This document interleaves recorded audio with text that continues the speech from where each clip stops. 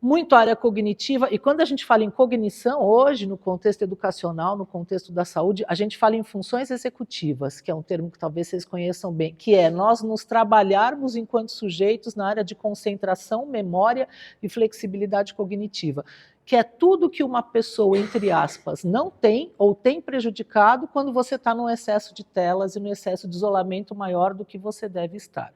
Que a gente nem deveria estar pela Sociedade Brasileira de Pediatria até 2 anos, aquele spoiler, e até 5 anos, 1 hora por dia. E isso é super complicado de discutir, eu super respeito, porque estava brincando com a Carol, tem horas que a gente não tem como e tem que ocupar a criança, que se eu estou resolvendo 500 coisas dentro da minha casa. O que eu trago aqui é ocupar de outras formas, um pouco isso. Né?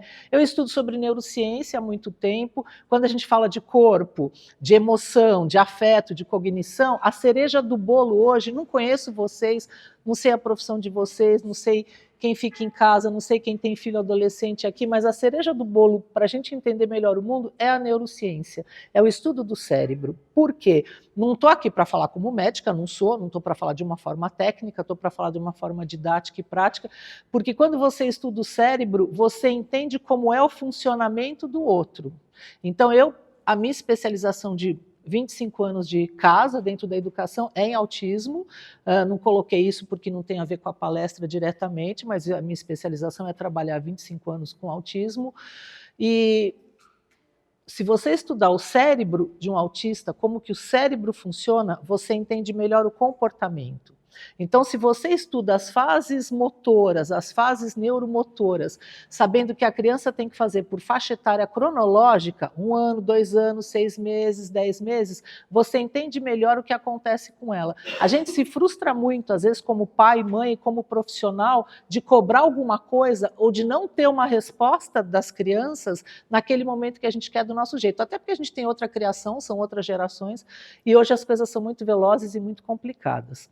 Então, eu trago um pouquinho do brincar. O que é o brincar, gente? O brincar é tudo. O brincar é o cara, eu brinco. É a estratégia, é o caminho, é a maneira de você se comunicar e se expressar com o outro. Com quem? Com qualquer pessoa, em qualquer situação. Uma pessoa com uma deficiência, uma pessoa na melhor idade, um bebê, alguém da nossa idade, que vocês vão falar, não brinco mais porque não tenho tempo ou porque não gosto. E o importante é continuar brincando. Psiquicamente falando, aí eu vou muito pela neurociência mesmo, eu vou pelo que a ciência fala, não pelo que o achismo fala, que a gente sabe de rede social, é tudo muito lindo, mas também é tudo muito complicado. Né? O brincar, ele é psiquicamente, neurologicamente, um grande ganho de otimização no desenvolvimento humano. Ponto, não tem conversa. Eu brinco, acabou a história, morreu a vitória aqui. Ou você brinca ou você brinca. A gente não tem tempo, a gente não tem disponibilidade emocional, os filhos estão na escola, muitos no período integral, isso facilita, onde tem esse brincar, mas a gente deixa algumas dicas de algumas situações em casa para ter essa integração entre família. Aí você tem que trabalhar o quê? O que acontece com as crianças hoje desde pequenas? Uma desmotivação maior, um isolamento maior, uma falta de atenção e de interesse. Aí você vai falar, mas meu filho não tem nada disso. É o contrário na minha casa. Eu vou falar, que bom, mas eu estou falando de uma forma geral. Eles têm menos tempo de atenção e de atenção sustentada, que é você ficar parado, prestando atenção durante alguma coisa. Nem que eu coloque a Disney, sei lá o que aqui na frente. Porque todo o contexto de vida, e até neurológico, fisiológico, os provoca isso. Essa flexibilidade cognitiva, essa função executiva, ela está mais prejudicada, mesmo você não tendo um transtorno, uma patologia, uma dificuldade, em todos nós, pelo mundo, pela correria, pela pressão, pelo contexto. Então a gente tem que levar o brincar, que é uma estratégia de trabalho, né, que é uma maneira de você se comunicar com o outro. Então o que eu gosto de trazer? Eu gosto de falar um pouco de neurociência, da psicomotricidade, que é o meu lugar de fala enquanto profissional, via brincar. Que brincar é esse, gente? É o corpo. Aí eu vou dizer uma coisa que não tem a ver com a escola que a gente está, a cidade que a gente mora, o país que a gente mora, é uma coisa universal. O corpo, o nosso corpo, é a primeira forma de comunicação e expressão humana, desde a concepção, enquanto você está grávida, tem um bebê de 2 meses aqui, você já tem um diálogo tônico, já tem uma conversa com aquele bebê, ele já sente, ele já escuta a música, ele já sente o toque, ele já vê o crescimento, já tem uma coisa, já tem um ser acontecendo ali.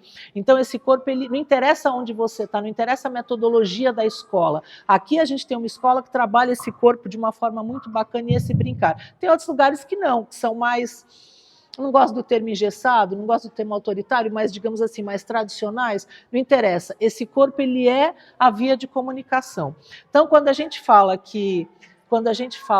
Obrigada, Camila. Quando a gente fala... agora vocês escutam mais também. Quando a gente fala que a gente tem que começar qualquer momento da vida da criança pelo corpo, eu não estou falando aqui como profissional de educação física, eu estou falando como uma profissional que estuda desenvolvimento humano. É difícil? É cansativo? Difícil não, é gostoso, é cansativo? É. Para quem não é da área, ou para quem é pai, ou para quem não brincava, então depende muito do histórico de vida de cada um de vocês e a disponibilidade, mas tem algumas maneiras de a gente trabalhar com isso. Tá? Tudo bem, eu estou vendo que o pessoal está chegando. Pode vir para cá, não precisa ficar no fundão, não. Daqui a pouco eu vou chamar para fazer testes, para fazer avaliações aqui, saber se está todo mundo bem nas coisas que eu estou falando. Carol sabe que é verdade, não é verdade que eu faço isso? É verdade que eu encaminho depois, a gente bate um papo? Mentira, gente, brincadeira, não vai embora, não. Então, assim...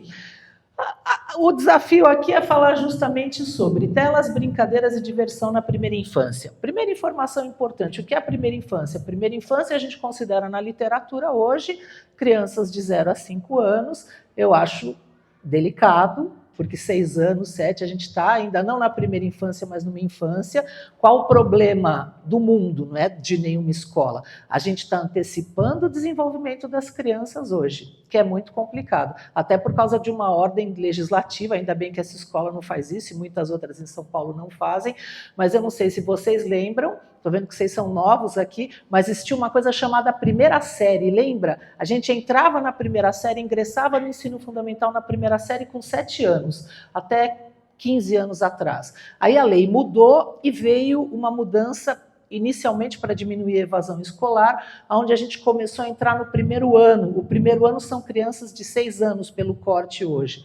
Isso fez muita diferença, que não é boa neurologicamente, porque quando isso foi colocado na legislação, não foi mostrado para o mundo que as crianças do primeiro ano têm que ter conteúdo de 6 anos, e 6 anos antigamente era pré. Então tem toda uma mudança. A gente, sem querer, antecipa um desenvolvimento, não aqui, tá? Não aqui, não em muitos lugares, mas a gente antecipa um desenvolvimento que nesse momento é muito importante, que de 5 a 7 anos eles estão em transição de muita coisa para a alfabetização. Então, na verdade, o que a psicomotricidade faz, junto com a neurociência, é preparar o sujeito na área emocional, motora, cognitiva e neurológica para a alfabetização e, consequentemente, para toda a vida escolar, acadêmica, pessoal, depois, né? E eu estou trazendo brincar, que é um meio muito satisfatório universalmente para isso. Só que a gente tem um problema no meio do caminho, que ajuda e atrapalha a nossa vida, que é rede social, internet e tecnologia, que é maravilhosa, foi maravilhosa em muitos momentos. Vou falar uma coisa que não pode, mas vou falar. Não joga a culpa dos problemas que a gente tem e das dificuldades de aprendizagem nas crianças na pandemia.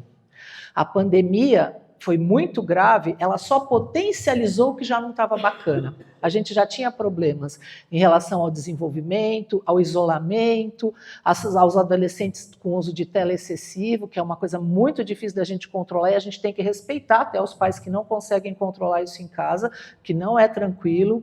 Então, assim, a pandemia, ela trouxe 2 características muito ruins. O isolamento social obrigatório, no sentido que psiquicamente a criança não interagia, a falta do toque, porque o toque é a minha área de atuação como psicomotricista, e o toque ele é importante não é só pela parte afetiva, pela parte interacional, por uma questão neurológica. Quando eu toco no outro, toco de tocar, de pegar em você, eu aciono mais conexões entre os neurônios.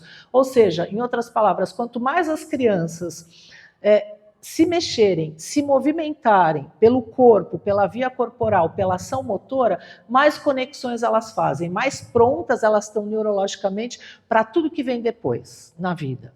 Então, acho que é um pouco disso que a gente vai falar. Por que o uso de telas é complicado? Olha mais uma bonita chegando aqui. Por que o uso de telas é complicado? porque o excesso do uso de telas e a precocidade é que é o problema. O que é essa primeira infância? Essa primeira infância é o que a gente chama de, na neurociência, dos primeiros 1000 anos de vida, que são os mais importantes neurologicamente falando. A gente chama de janelas de oportunidade, janelas de aprendizagem. Resumo da ópera, é o momento que o cérebro tem uma neuroplasticidade mais adequada. Não é que ela não tem depois, mas ela tem uma condição sináptica e neurológica de um desenvolvimento mais efetivo, mais veloz, mais funcional. Então, olha que loucura, que aqui não acontece isso, ainda bem, olha que loucura pegar uma criança de 3, 4 anos e colocar um caderno para ela fazer sei lá o quê. Sem o corpo trabalhado, sem a interação e sem o toque. Olha como isso é complicado. Isso acontece? Acontece. No Brasil, principalmente em vários lugares, e em vários lugares do mundo. Então, o problema da tela, eu vou falar um pouquinho neurologicamente muito rápido, a tela ela tira funcionalidades nossa como pessoa. Por exemplo, ela tira a visão periférica, que é super complicado, e a gente fica com uma visão frontal, que é como se olhasse para você e não olhasse 100% e não tivesse a mesma velocidade de raciocínio, de pensamento e acuidade visual para olhar o que está acontecendo. Então, se eu estou aqui olhando para a Camila, mas tem um leão aqui se aproximando de mim, eu estou olhando para ela, mas eu tenho noção que alguém está se aproximando e eu vou ter que correr. Quanto mais você fica numa direcionalidade, além do isolamento, não estou nem falando da questão visual, de outras questões que estão acontecendo agora, mas você tira cada vez mais esse foco, esse movimento do que tem lateral. Então, eu estou falando de uma coisa muito básica. Então, aqui eu brinco, ó, já provoco nesse slide, eu quero só falar um pouquinho disso. É isso hoje, gente? Para sair daqui, que é uma área sensório-motora muito bacana, de 0 a 2 anos.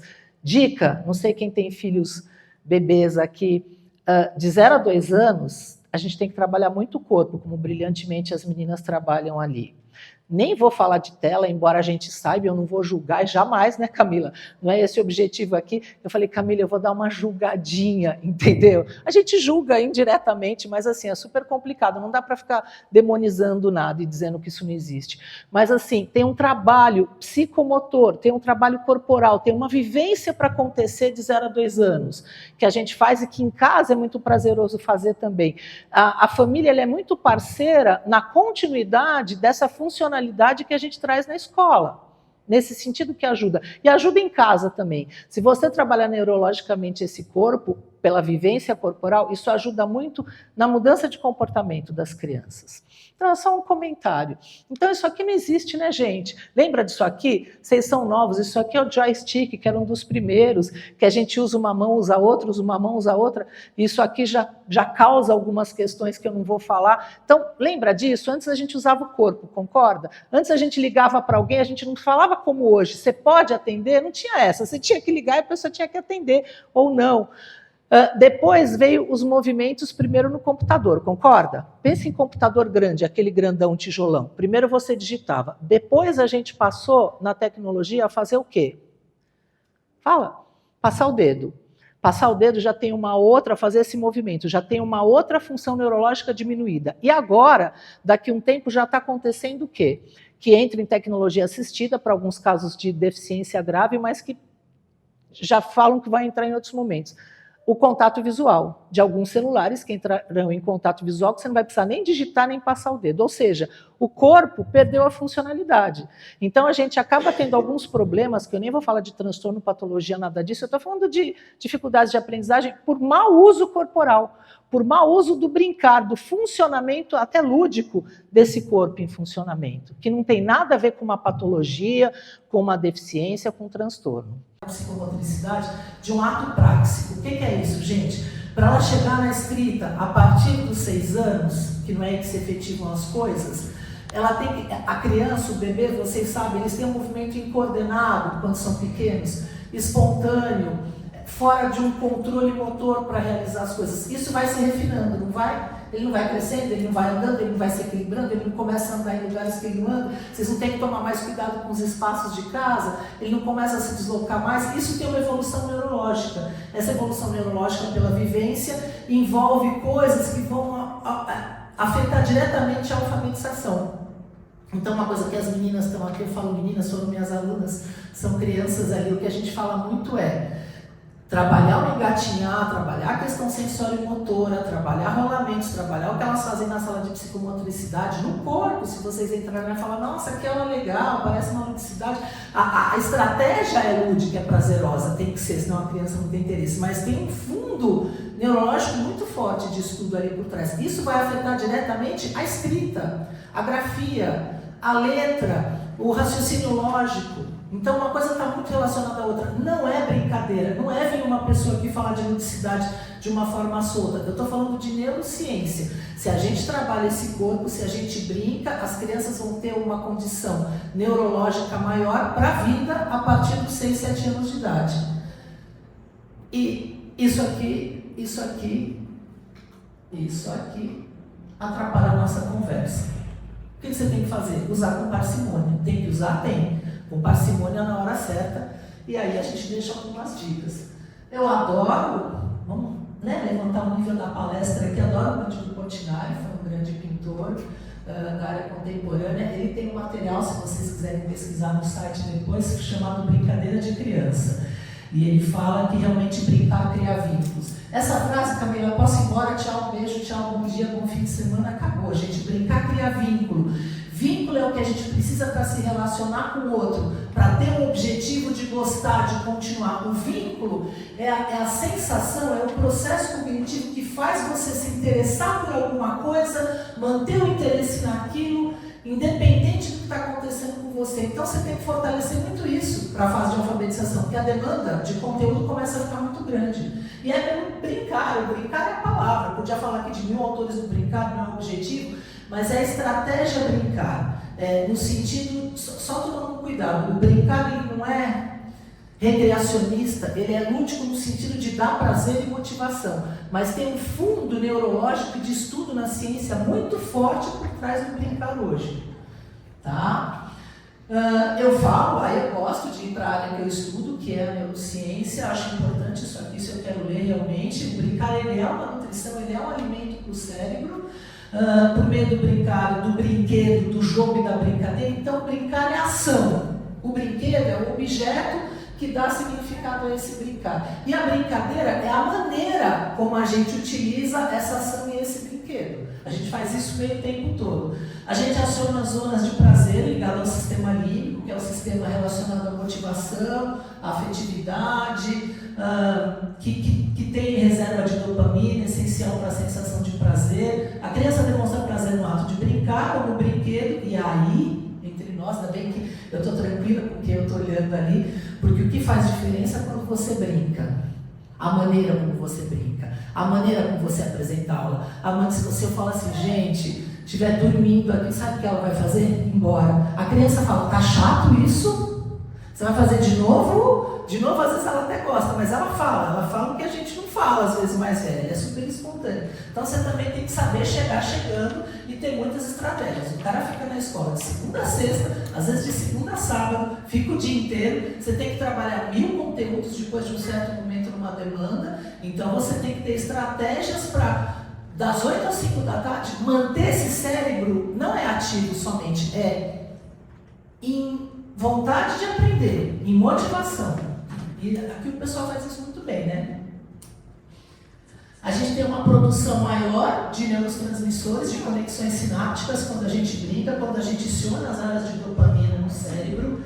Isso melhora a questão emocional e a questão intelectual, mobiliza os dispositivos que vão do tronco cerebral, que regula a vida, que é a entrada de informações no cérebro, até o sistema límbico, até atingir estruturas superiores. Quando a gente fala do uso de telas, a gente está prejudicando e comprometendo de uma forma muito importante os centros superiores relacionados ao córtex pré-frontal, que vocês já devem ter ouvido falar muito, que é essa região aqui, eu estou colocando a mão de uma forma primitiva aqui, que é a área do cérebro preparada para a gente organizar, planejar e ter autonomia e tomada de decisão. E isso está ficando mais prejudicado quando você tem um uso excessivo. Então, o que a gente pede no uso excessivo de tela, ou mesmo que não seja excessivo, muito precoce, é a funcionalidade do desenvolvimento, muito entre aspas, saudável, né? Porque o saudável para mim é uma coisa, para o outro é outra, para o outro é outra.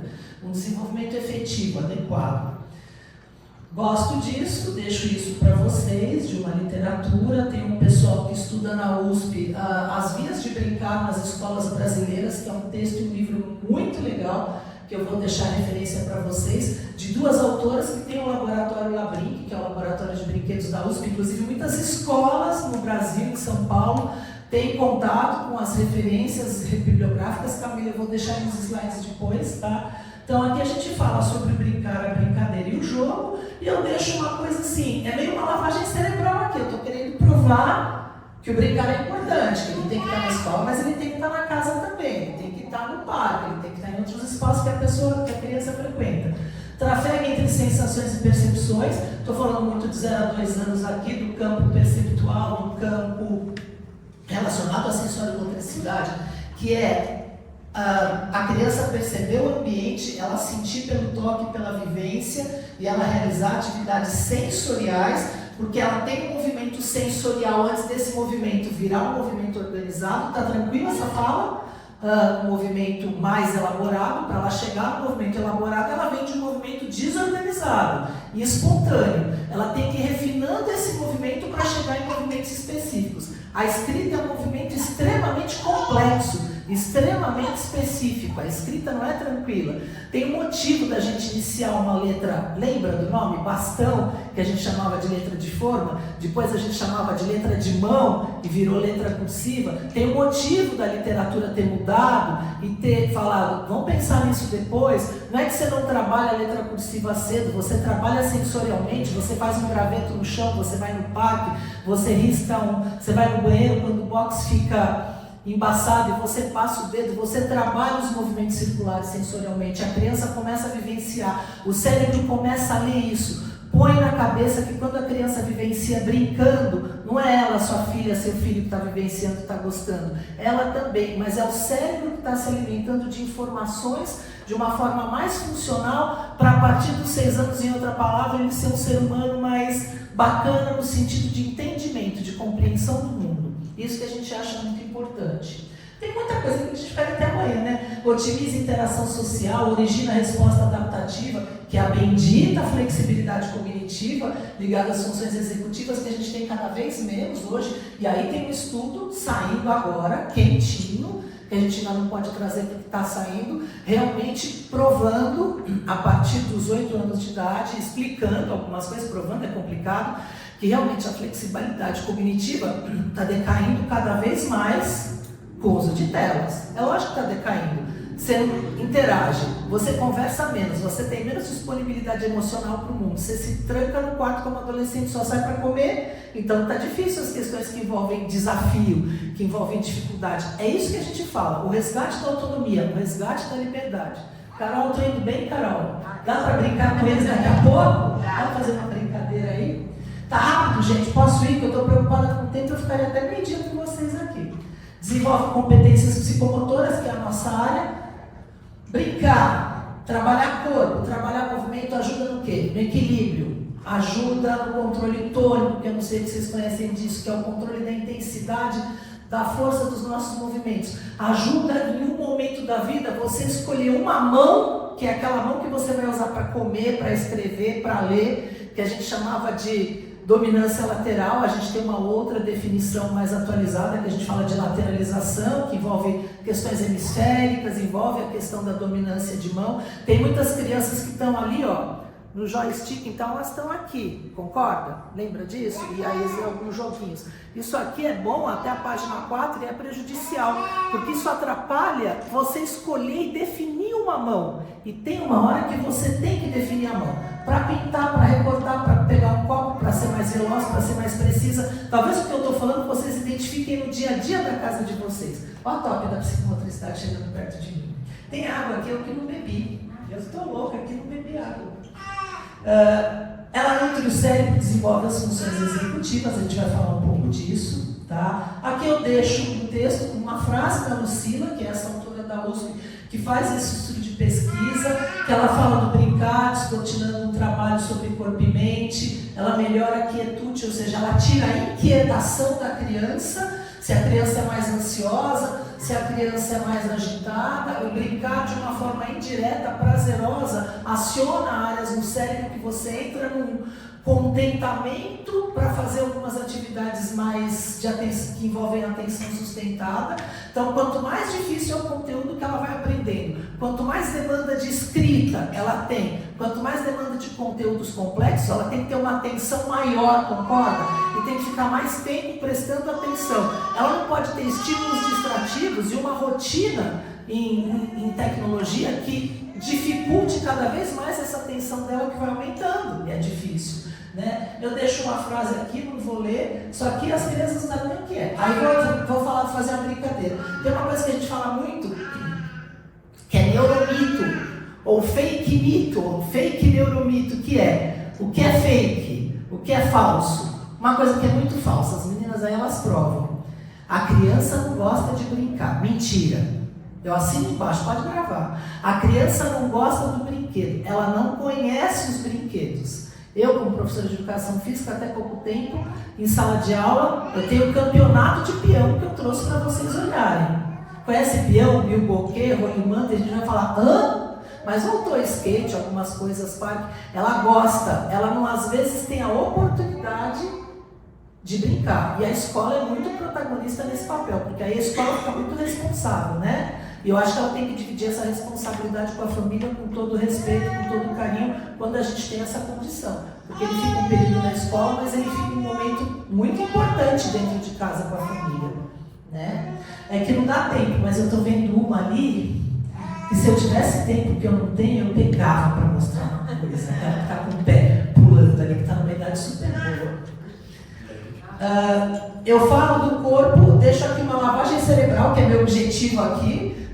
Eu falo sobre a neurociência, eu falo sobre a psicomotricidade, o que ela é, né? É um estudo que fala sobre a solidariedade profunda entre atividade psíquica e atividade motora. Ou seja, por meio da vivência corporal a gente aciona zonas psíquicas, funções executivas, área interacional, sistema límbico. Eu brinco que é o cara, o brincar acionado ao corpo. E a neurociência, eu acho que faz toda a diferença no desenvolvimento. Daqui a pouco a gente vai ver se vocês estão craques, se vocês pularam argumentar pouco. Entendeu? Aí eu deixo assim, como brincar na primeira infância? Pensando nessa primeira infância na literatura de 0 a 5, que eu questiono, que pelo menos de 0 a 7, mas tudo bem. De 0 a 2, a gente não vai poder falar longamente, mas até os 3 anos tem muita coisa para fazer, sim, no corpo da criança, na brincadeira, no colo, na interação. Lembra de serrar, serrador? Lembra de duro ou mole? Lembra de pular corda? Lembra de engatinhar, rolar, rastejar? Lembra disso? Isso a gente tem que fazer lá embaixo. Não é tela, não é joguinho, é corpo, é vivência. Tem os materiais também. Eu trouxe material, a gente não vai ter tempo de fazer vivência. Eu trouxe alguma coisa que eles amam, que eles surtam, que eles adoram. Então não vai dizer que eles não gostam, eles não conhecem. Eles não têm acesso, às vezes eles gostam muito, eles pedem quando eles têm acesso a isso. Quando você substitui, mesmo eles amando o computador, tablet, celular, quando você substitui ainda por alguma coisa que é muito prazerosa, mesmo que você tenha um vício, o cérebro substitui, entre aspas, esse vício e refaz a rota, ele recalcula o GPS para você, porque aí tem a ver com motivação. Então depende muito de como você faz e motiva a criança. Né? Aqui eu falo, eu brinco, aqui eu fiz só uma simbologia para mostrar que essa faixa etária até os 3 anos é muito importante. Eu falo aqui da faixa etária de 3 anos a 5 mais ou menos, 3 anos a 4,5, que aí você já tem uma liberação corporal, uma marcha estabelecida, você pula, corre, é quando você tira tudo de casa, é quando você fica preocupado, é quando ele é mais bagunceiro e tem que ser mesmo. É um momento que tem muitos jogos envolvidos, é uma fase que a família é muito importante, é uma fase que a linguagem começa a aparecer de uma forma mais estruturada, com aumento de vocabulário, com aumento de pensamento. Então tem muita coisa para se fazer aqui. E aqui, gente, aqui é o pulo do gato, aqui é a parte delicada da conversa. A partir dos 5 anos de idade, 4 anos e meio, as meninas aí me corrijam.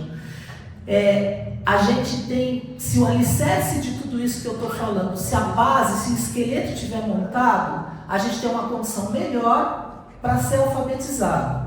A partir dos 5 anos, 5 anos e meio, a gente tem uma condição melhor para iniciar movimentos da escrita. Ana, mas não inicia antes? Inicia. Mas eu estou falando grafismo no papel, tá? E esse negócio de começar com 6, não com 7 prejudicou? Fala português claro que prejudicou. Neurologicamente prejudicou. Por isso que se você tem que começar antes, você tem que se qualificar e fazer um trabalho paralelo, simultâneo, para você dar conta daquele grafismo, para você dar conta das atividades gráficas que vão envolver um monte de coisa com papel. O nosso trabalho é uma ginástica aeróbica, paralelo, simultâneo, pensando no desenvolvimento. Aí tem um monte de coisa que acontece. Tem caneta alguém aí na mão?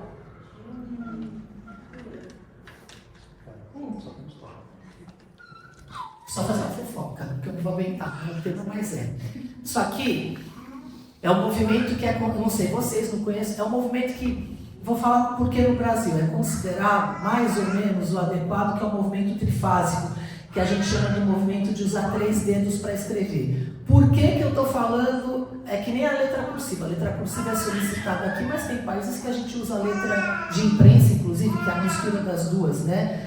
Tem alguns movimentos, tem todo uma história. As meninas sabem para chegar aqui. Aquele centro de psicomotricidade, aquela sala que tem aqui, é para isso também. É para tirar a criança do movimento espontâneo desde o bebê, trabalhar essa criança. Então você tem que trabalhar corpo inteiro, lado do corpo, simetria, segmento. Ela vai entendendo. É uma historinha, gente. Primeiro você trabalha o corpo todo. Pensa nos filhos de vocês pequenininhos. Depois a criança começa, mesmo que ela não verbalize, a entender lados do corpo. Depois que ela entende lado, ela entende ângulo, ela entende segmento, ela entende em cima e embaixo, entende função. Depois que ela entende tudo isso, ela começa na vivência motora, na brincadeira, a falar, opa, esse lado eu seguro mais tempo as coisas. É esse lado que eu escovo o cabelo, que eu escovo os dentes, que eu penteio o cabelo, desculpa, que eu seguro um copo, que eu vou pintar, que eu vou recortar. E aí tem um lado que é mais dominante em velocidade e precisão. Como que a gente percebe tudo isso? O professor, para trabalhar tudo isso? Na vivência, no movimento, na ação, no tete-a-tete, no dia a dia. O celular, o uso de tela, retira todas essas funções, não acrescenta, tá? Camila, não quero nem saber de tempo, não quero nem saber de oração, você não fala isso comigo. Aqui eu falo alguma coisa delicadamente, me baseando em estudos. Acabou de sair estudos de um centro que é muito conhecido, ligado ao Unesco, que fala sobre desenvolvimento humano nas regiões do Brasil, de 2024. Triste isso, saiu agora no final do ano, eu só deixei para passar rápido por isso. Mas aqui eu falo que é óbvio que a gente não deve fugir de todo o contexto que envolve a tecnologia. Quis deixar essa foto de propósito aqui mesmo, da agressividade que é você olhar para essa tela com essa idade, uma agressividade visual, comprometimento, questão ocular, inclusive. Eu falo como que as telas podem afetar esse cérebro com uso efetivo. Elas podem afetar, elas não afetam em todos os casos. A gente não vai deixar de usar, a gente não vai deixar de ter tecnologia. Eu estou falando de uso excessivo e precoce. Né? Várias dificuldades no campo atencional, que é muito bingo, várias dificuldades relacionadas à memória, isolamento e irritabilidade é um dos sintomas mais comuns, impacto social e emocional, no sentido de se isolar, no sentido de diminuir o vocabulário, no sentido de mesmo quem fala ter um vocabulário mais empobrecido, porque acaba conversando menos, e aí um recurso maravilhoso que a gente vai, o corpo ao papel são as contações de histórias, que envolve fantasia, que envolve imaginação, que envolve criatividade, que envolve aumento de vocabulário, alterações no sono, muito comum. Não sei se alguém tem aí algum filho adolescente que quer ficar até meia-noite e acordar cedo e já está conectado. A gente tem alguns que varam madrugadas, muitos hoje. Algumas dificuldades de aprendizagem. Pode ter alguém que não passa por nada disso? Pode. Difícil. O que a gente faz? Eu não tenho tempo, Ana, eu trabalho, eu estou em home office, não me faz sair daqui culpada. Não vou sair, ninguém fazer culpado aqui. Substitui. Então, um dia desse eu estava conversando com uma pessoa que falou, eu estou em home office, um pai, e criando a filha. A mãe faleceu no parto. Ele falou, Ana, tem que trabalhar em home office, não posso, você tem 4 anos, está em casa no período. Ele falou, do celular, um jogo que ele gosta. Eu falei, substitui o celular por um jogo. Você vai estar do lado dele, não se sinta culpado, você tem que trabalhar. Mas tira a tela, brinca, ensina um jogo e troca o jogo e põe o jogo no chão no lugar do celular. No começo vai ser difícil, ele vai xingar, ele vai não sei o que, uma hora ele vai. Se for alguma coisa muito legal, só que aí a gente tem que ter disponibilidade, criatividade, a gente sabe que não é fácil. ele vai entender, o cérebro vai entender que aquilo também é bacana. Eu não estou retirando, eu estou colocando uma outra coisa junto que neurologicamente faz muito, é muito importante. Tá? Esse estudo eu queria mostrar do CETIC, que é esse Centro Regional de Desenvolvimento relacionado ao Unesco, que disse o seguinte, esse estudo foi do final do ano passado, tá? A gente está com esse de 25, 2015, 10 anos atrás, concorda? 2015, 9% das crianças de 0 a 2 anos, 26% das de 3 a 5 anos e 41% das de 6 a 8 anos eram usuárias da internet, conforme a declaração de um morador adulto no mesmo domicílio. Em 2024, foi refeita essa pesquisa e os indicadores alcançaram em 0 a 2 anos, de 9% pulou para 44%, de 3 a 5 anos, de 26% pulou para 71%, e de 6 a 8 anos pulou para 81%. É um estudo regional, vou deixar isso com vocês. Tem uma pessoa que eu gostaria, se vocês quiserem assistir uma live, assistir alguma coisa, uma estudiosa em tecnologia digital super atualizada, que é a Esther Slober, que tem um curso agora que fala sobre o uso excessivo das telas. Tem umas pessoas muito importantes que falam sobre isso. Tem um neurocientista chamado Fernando Lauria, que ele é especialista nisso. Ele fala didaticamente como que as telas impactam questões cerebrais, e o bacana é que todos falam por meio do brincar. Todos falam assim, não assusta, não vamos demonizar a conversa, a gente tem como melhorar essa situação. E é muito importante começar desde pequeno, mudando o comportamento, que se você vai mudar depois, fica mais complicado. Né? Lógico que eu deixo aqui o que a Sociedade Brasileira de Pediatria preconiza, que vocês sabem de cor e salteado, até 2 anos. A gente não consegue fazer isso, mas eu estou falando pela literatura, o que deveria ser posto que não é, né? 0 a 2 anos nenhum contato com as telas, 2 a 5 até 1 hora por dia, 6 a 10 anos entre 1 hora e 2 por dia, acima de 10, 2 horas a 3 por dia, não é a realidade, mas a gente está falando que é preconizado. Aí eu faço uma brincadeira aqui, porque todo mundo gosta desse jogo agora. A tela, ela tem um processo no cérebro que realmente é muito viciante, é muito sedutor, né? Então é lógico, e te tira assim, você resolve seus problemas espaciais, de barulho, de poder fazer suas coisas e a criança ficar ali, mas acaba trazendo vários danos. A gente brinca com isso porque aí tem todo um programa para trabalhar isso que você está fazendo aqui hoje. Eu estou falando uma coisa que a escola, por exemplo, trabalha muito aqui, que é o corpo, que é a vivência, que é o respeito a esses conteúdos, pensando em faixa etária, pensando em aumento de segmento escolar, em progressão. Não tem uma progressão para as coisas acontecerem no desenvolvimento? A escola tem que trabalhar com essa progressão no seu planejamento. Ela não pode pular etapas, isso é muito importante. Então, por exemplo, trabalhar com raciocínio lógico, isso aqui é lógico que é uma simbologia só, falando que uma maneira bacana para trabalhar com raciocínio lógico, que é uma função que começa no corpo, que atinge toda a área ligada à matemática, história, geografia, física, ciência, todos os componentes curriculares posteriores. A gente começa com as vivências de raciocínio lógico, pensando em função executiva e pensando na parte corporal. Quanto mais você aprende, não só brincando, corporalmente em vivência, mais o cérebro faz conexões para depois ele ter mais facilidade quando você transfere uma informação para o papel, para o grafismo, para um outro momento atencional e de demanda da criança. Aqui eu faço uma brincadeira, porque a gente tem uma flexibilidade cognitiva, todos nós aqui temos, quem não? Às vezes fica impaciente, estou falando entre a gente, não estou falando filho, criança, né? Quando a gente perde a paciência com alguma coisa. Eu gosto muito dessa brincadeira do Calvin, que ele está tentando jogar a bola de beisebol, ele não consegue, erra.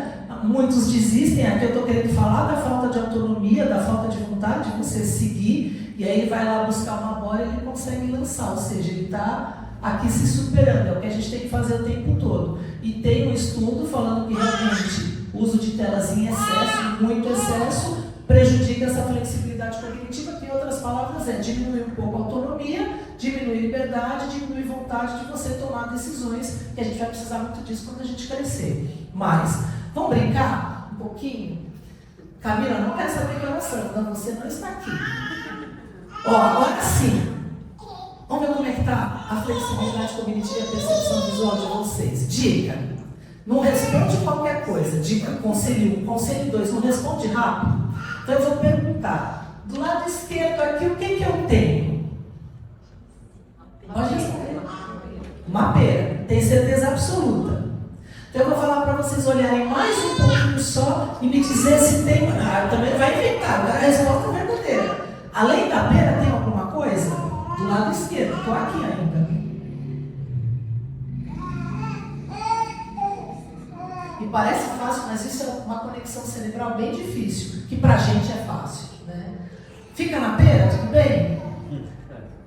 Do lado direito tem o quê? Sino.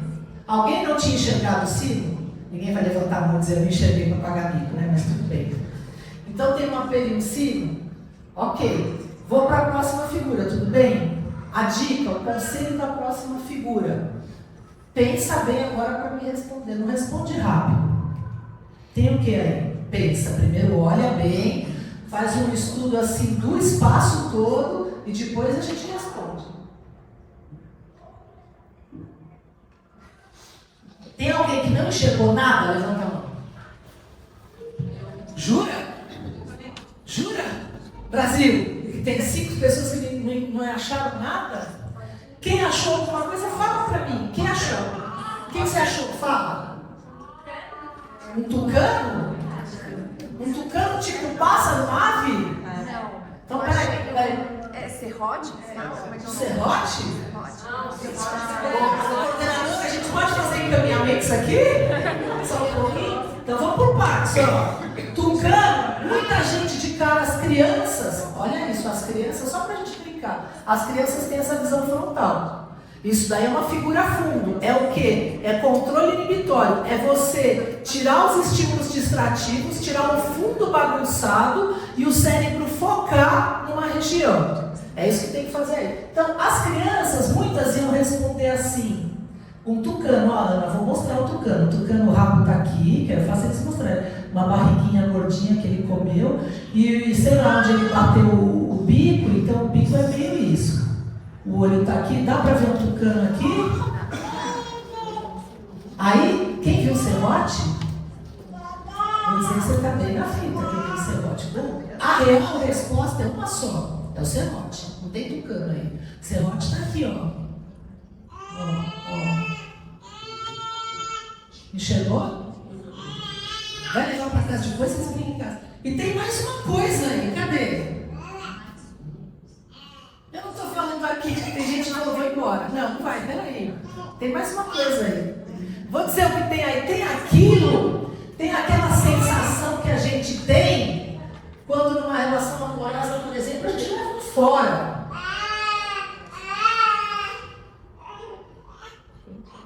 Poxa. Ah, coração? Um coração partido, gente. Olha aqui, ó.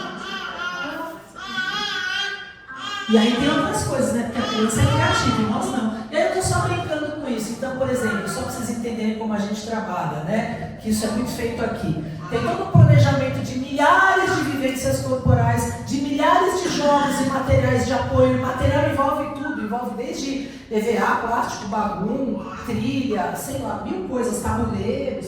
Depois a gente faz um trabalho que poucas escolas fazem, infelizmente, pela falta de conhecimento na área, que aqui é muito bem feito, que é o que a gente chama, numa linguagem didática, de trabalho pré-grafo-motor, atividades de pré-escrita. É quando as professoras aqui, a partir de 4 anos e 8 meses, 5 anos, começam a trabalhar com as crianças, mais o segmento relacionado à escrita, ao desenho, à pintura. Eu preciso do quê? Desse braço bem trabalhado para chegar aqui. Concorda que para chegar aqui, devolve a caneta. Para chegar aqui, gente, eu tenho que ter esse braço bem trabalhado, eu tenho que quebrar articulações, não posso usar a palma da mão, senão eu já entro em uma outra apreensão, e não posso usar essa apreensão que é muito comum agora para quem trabalha muito na área digital, criança que fica muito, que é a apreensão em flauta, que a gente brinca que ela está tocando uma flauta. Tem criança que está pegando aqui, tem gente que está aqui, tem gente que está aqui, adulto está aqui, e o que é isso? Isso do indicador, do polegar sobrepor o indicador, é falta de força muscular. A escrita é um ato muscular, de coordenação. Você tem que trabalhar a força dessa relação muscular. Não é caderno de caligrafia aqui que a gente está falando. Isso vem depois ou nem vem. A gente trabalha uma caligrafia corporal, muito bem feita aqui, inclusive. Então tem uma questão neurológica, um caminho para a gente seguir para chegar no caderno. Não é chegando no caderno. Para chegar aqui, continua. Eu tenho que liberar a palma de mão, eu tenho que liberar 2 dedos para chegar aqui. E tem muita gente que não chega. Hoje é muito comum não chegar. E aí você tem que ver a idade, você tem que fazer um monte de coisa. Em muitos casos a gente acaba encaminhando para a área clínica quando a criança não aguenta a demanda da escola. Isso aqui é nada para vocês terem em casa, não precisa nem jogar tênis, mas isso aqui é latinha de tênis. Vai aqui que tem 3 escolas de tênis aqui no bairro a pé, vocês pegam isso de graça na escola, porque eles jogam fora, aí você manda, você lava e você compra caneta de retroprojetor que você não gasta nada, é que vocês têm que vir perto para olhar. Aqui, ó, eu brinquei com movimentos da caligrafia. Lembra movimentos da caligrafia? Não vou falar disso aqui porque não é meu objetivo, mas assim, a brincadeira é... Pega um grupo de crianças de 4 anos, 50 crianças. Lógico que eu tenho que tomar cuidado com o que tem dentro só para ninguém pôr na boca e engolir, então não vamos pequenos. E a brincadeira é, fulano, cada um tá com o seu na mão. Fechei a lata, tem um avião aqui, sei lá o que, você conta uma história e aí você vai fazendo esse movimento. Quanto mais eu trabalhar sensorialmente esse movimento, eu falo, a brincadeira é, quando você sai do avião, você não pode tirar o dedo. Você tem que chegar na tampa vermelha, mas sem tirar o dedo. Quanto mais ela trabalhar brincando de sustentar o movimento aqui, melhor ela vai estar na fluência da escrita. Por exemplo, estou dando um exemplo bem bobo, porque na escrita você tira a mão, você não dá conta, você entra em contração e você fala, estou cansado. Aí você tem que fazer isso, tem que fazer não sei o quê. Quanto mais você trabalhar a fluência, que é uma coisa que você precisa para escrever no corpo, e aonde você trabalha a fluência? Na estratégia mais linda, te deixei aqui, né? Na estratégia mais linda, maravilhosa do mundo, que é música. A música é uma estratégia maravilhosa. Lá na UTI, a pessoa em estado vegetativo, ela está escutando. A música, ela estabelece um ritmo interno no corpo, neurologicamente. Quanto mais você trabalhar o ritmo interno, na palma, na catira, na dança, na ciranda de roda, na festa junina, mais facilidade você vai ter. Na leitura, no ditado, na percepção da pontuação, na respiração.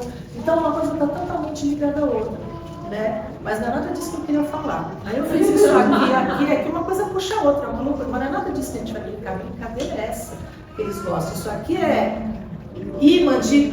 Comprei no Shopping Ibirapuera isso. Eu moro aqui perto, então fui lá. Aí você compra, em alguns lugares, você compra um monte, paga barato. E aí você junta aqui. E aí sim você vem com a pinça, porque eles estão super afim de fazer. Ô Camila, a gente tinha que ficar até meio-dia para os pais brincarem.